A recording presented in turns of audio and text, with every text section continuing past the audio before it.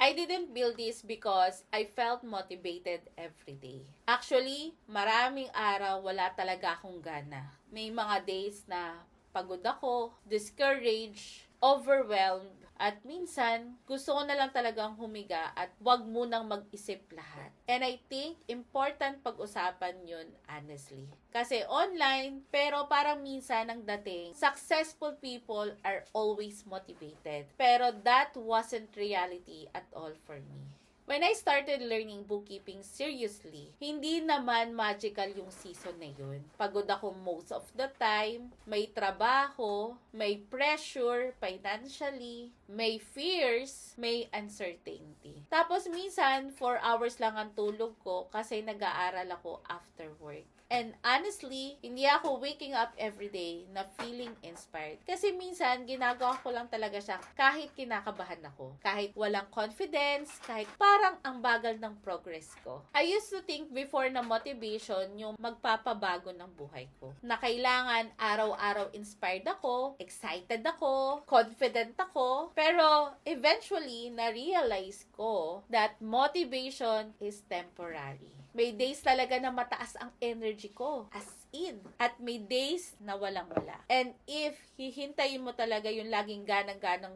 feeling mo bago ka kumilos, ang hirap maging consistent. Looking back now, I think what changed my life was intensity. It was repetition. Yung simpleng mag-aaral ulit, mag-a-apply ulit, bumangon ulit, nag-try ulit. Even when maliit lang yung nagiging progress. Hindi dramatic yung growth ko noon. Paulit-ulit lang. Small actions, repeated over time. And honestly, yun pala yung powerful. There were so many moments before na doubtful ako sa sarili ko. Moments na parang, worth it ba talaga ito? So, may mangyayari ba talaga dito? Pero one thing that I'm grateful for now is kahit scared ako minsan, kahit discouraged ako, nagpapakita pa rin ako. Imperfectly, hindi perfect consistency, hindi robotic discipline. Just continuing little by little. And maybe kailangan din marinig ito ng ibang tao ngayon. That consistency doesn't not always look impressive. Minsan, consistency looks like studying kahit 20 minutes lang, applying kahit kinakabahan ka, at trying again after so many rejections. Continuing kahit mabagal. And honestly, small repetitive actions changes people slowly. Even before visible yung result externally. So, if hindi ka motivated lately, that does not automatically mean tamad ka. Hindi ibig sabihin wala kang potential, baka pagod lang yan. Baka overwhelmed. Baka nasa hard season ka lang. But you do not need to feel motivated every day to slowly build a different future. Sometimes, you just need to continue one small step at a time.